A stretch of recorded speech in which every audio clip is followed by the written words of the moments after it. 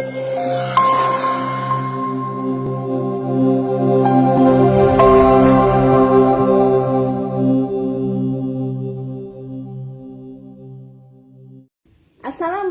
warahmatullahi wabarakatuh. Halo semuanya, apa kabar? Semoga dalam keadaan baik dan sehat-sehat semuanya. Baik, berjumpa kembali pada mata kuliah asesmen pembelajaran bahasa Indonesia. Dan untuk materi kali ini kita akan membahas mengenai materi validitas tes, ya. Baik, kira-kira apa saja yang ada di dalam teori ini? Mari kita simak saja langsung video selanjutnya. Baiklah, di sini saya akan memaparkan materi tentang validitas tes. Validitas berasal dari kata validity yang mempunyai arti sejauh mana ketepatan dan kecermatan suatu alat ukur dalam melakukan fungsi ukurnya. Suatu tes atau instrumen pengukur dapat dikatakan mempunyai validitas yang tinggi apabila alat tersebut menjalankan fungsi ukurnya atau memberikan hasil ukur yang sesuai dengan maksud dilakukan pengukuran tersebut. Yang selanjutnya ada macam-macam validitas. Secara garis besar ada dua macam validitas, yaitu validitas logis dan validitas empiris. Istilah validitas logis mengandung kata logis berasal dari kata logika yang berarti penalaran. Dengan makna demikian, maka validitas logis untuk sebuah instrumen evaluasi menunjukkan pada kondisi bagi sebuah instrumen yang memenuhi persyaratan valid berdasarkan hasil penalaran. Kondisi valid tersebut dipandang terpenuhi karena instrumen yang bersangkutan sudah dirancang secara baik mengikuti teori dan ketentuan yang ada. Selanjutnya, validitas empiris. Istilah validitas empiris memuat kata empiris yang artinya pengalaman. Sebuah instrumen dapat dikatakan memiliki validitas empiris apabila sudah diuji dari pengalaman.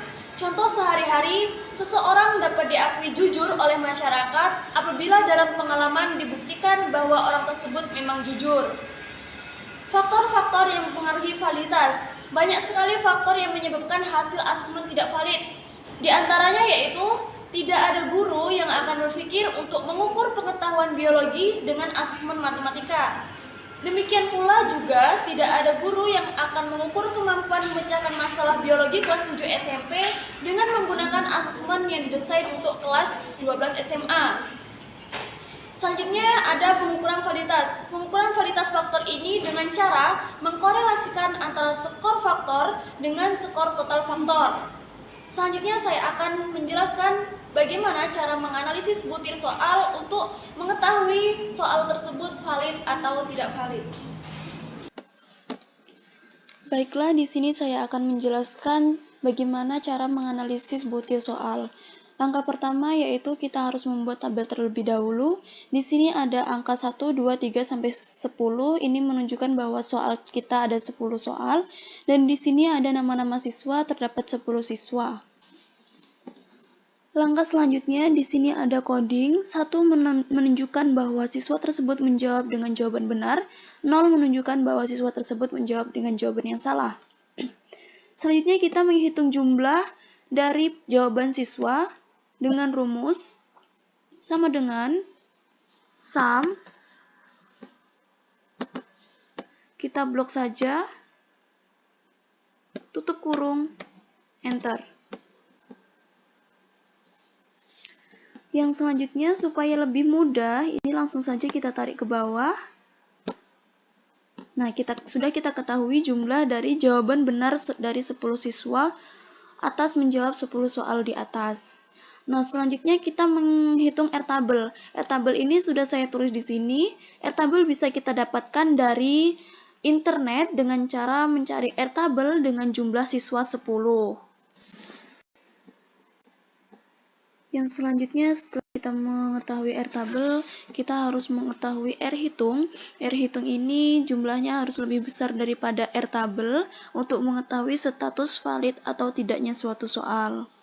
Kalau kita menghitungnya satu per satu, mungkin karena ini siswanya 10 jadi mudah ya. Tapi kalau siswanya lebih dari 10, pasti akan lama dan kita juga akan sangat kesulitan. Jadi lebih baik kita menggunakan rumus.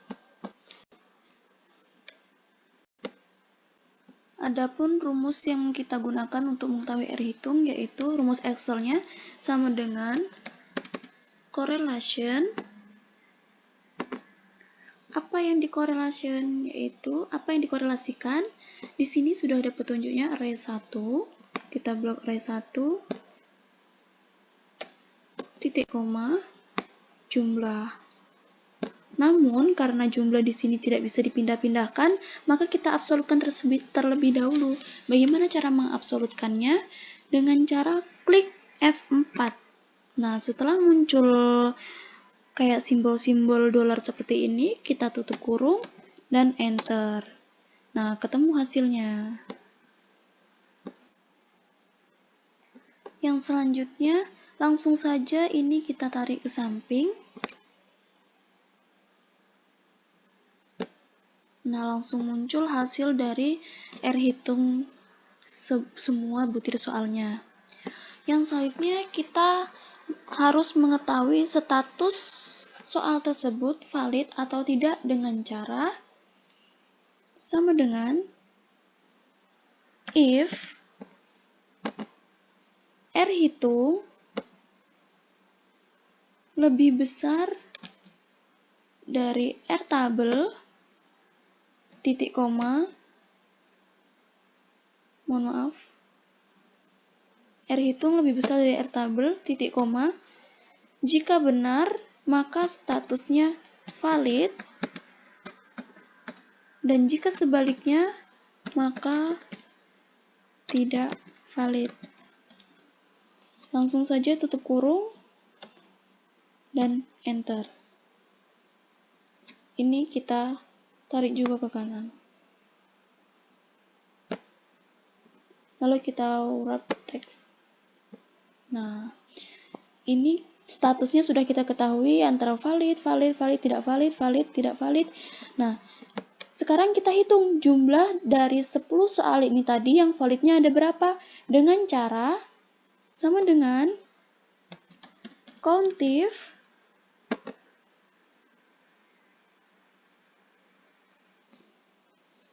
lalu kita blok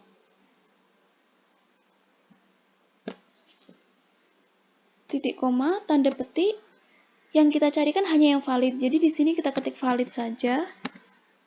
Jangan lupa sertakan tanda petik karena di situ kriteria bukan angka.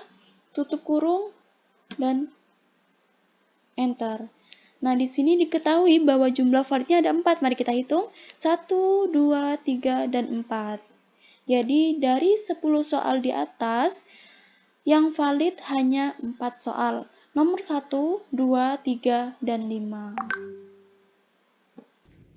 Nah, itulah tadi video pembelajaran mengenai validitas tes, terutama dalam pengajaran bahasa Indonesia. Saya harap semuanya dapat mengerti dan memahami seperti video yang sudah dijelaskan tadi. Terima kasih atas perhatiannya, dan saya Eri. Wassalamualaikum warahmatullahi wabarakatuh.